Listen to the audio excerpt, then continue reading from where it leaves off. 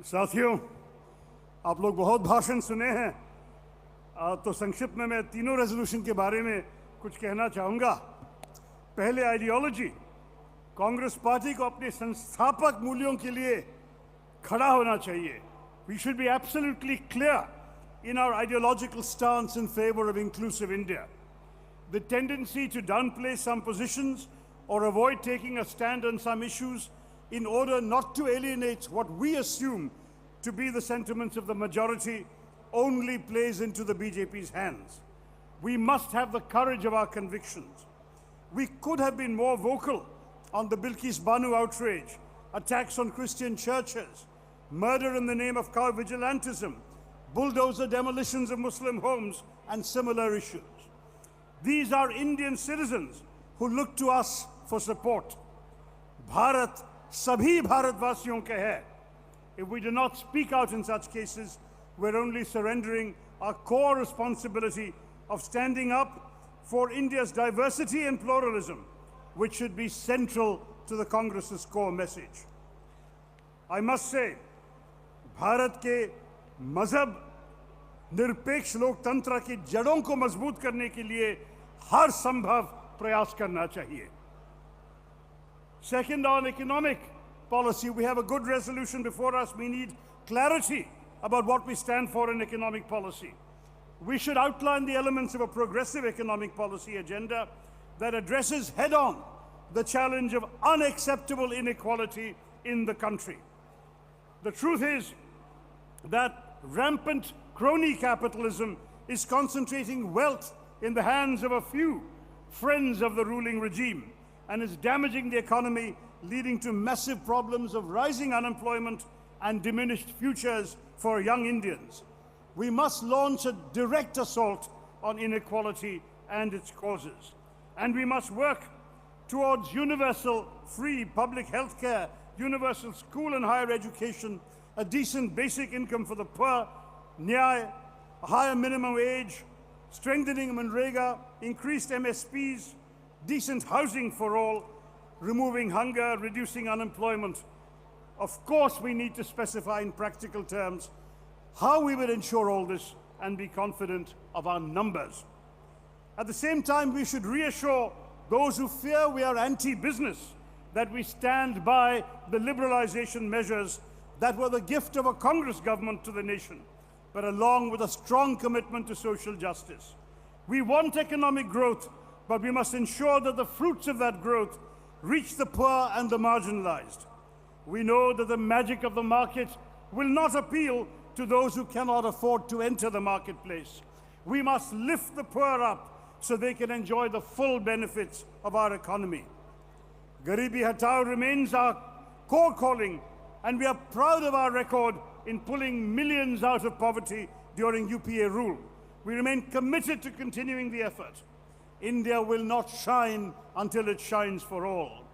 And business people have a crucial role to play as wealth generators and job creators. In urban India, we must speak for the necessities that basic urban voters lack. Better public utilities like city transport, good roads, affordable housing, clean drinking water, decent education and government schools. All of this requires our voice as well as perhaps a charge to restructure urban government and establish directly elected authorities to have the ability to make a difference in the lives of urban residents. India is a young country led by old people. We hold the world record for the largest gap between the average age of the population and the average age of the cabinet. Young Indians must believe we understand their aspirations and can be trusted to promote them in government. Our own party constitution amendment is a good place to start, but we must go farther. A digital revolution is upon us, and our youth must be ready to adapt to it. We must help them do so. I see vast opportunities for India, and we must seize them.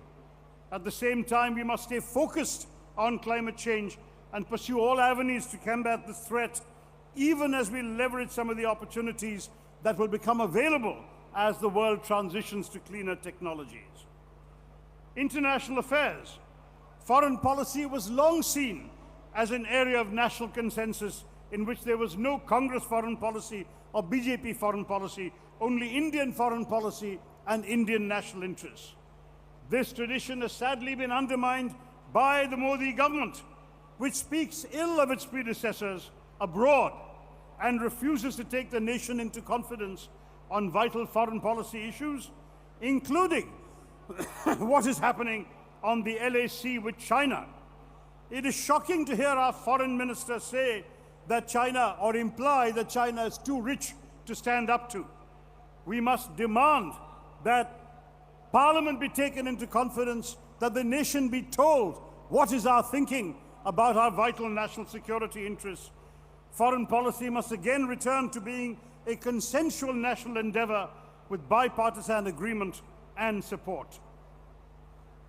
The fact is that India's future is bright as long as Congress fights the good fight.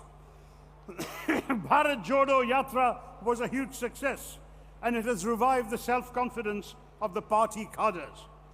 From here, let us send out a message of Congress Jodo. Bharat का भविष्य तब तक उज्जवल होगा जब तक कांग्रेस अच्छी लड़ाई लड़ते रहेंगे। माना राह कठिन है, पर चलना होगा।